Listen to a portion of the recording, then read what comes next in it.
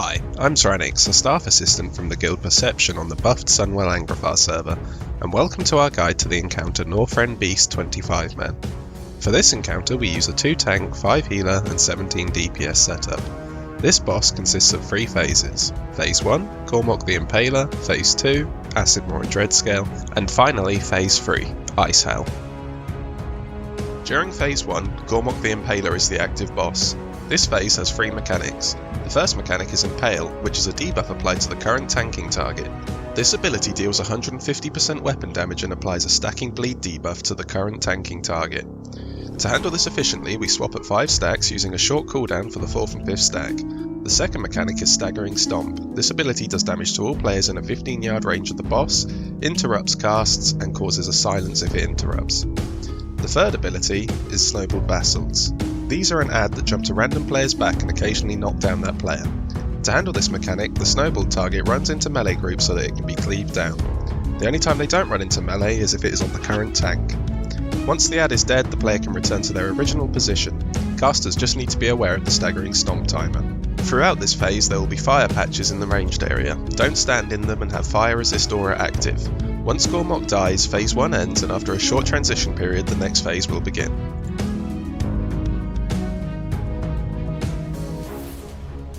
For phase 2 you will face Acidmore and Dreadscale. For this phase the casters remain spread out, 1 tank tanks Acidmore and 1 tanks Dreadscale. Make sure that you always face Dreadscale away from the raid. To begin with, Acidmore will be stationary and Dreadscale will be mobile. However, after a burrow and they swap to the opposite side of the room that they're currently at, they change over, and Acidmore will become mobile and Dreadscale stationary. Acidmore has 2 mechanics. The first is Sweep, which will knock back all in melee range, and the second is Paralytic Spray, which sprays acid at an enemy and nearby targets, dealing nature damage and applying a debuff that will decrease your movement speed over time until you are no longer able to move. The only way to remove this debuff is with Burning Bile, which is a Dreadscale mechanic I will talk about in a moment. We start by focusing Acidmore with Bloodlust to kill it quickly.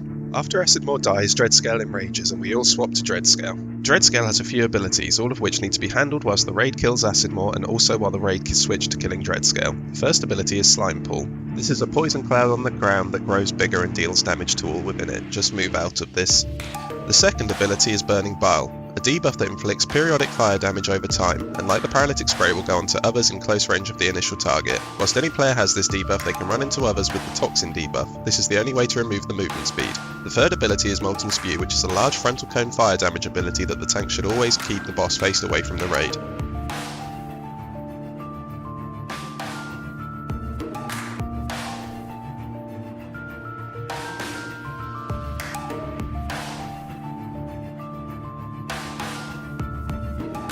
Ice Howl is fairly straightforward but does have a few abilities.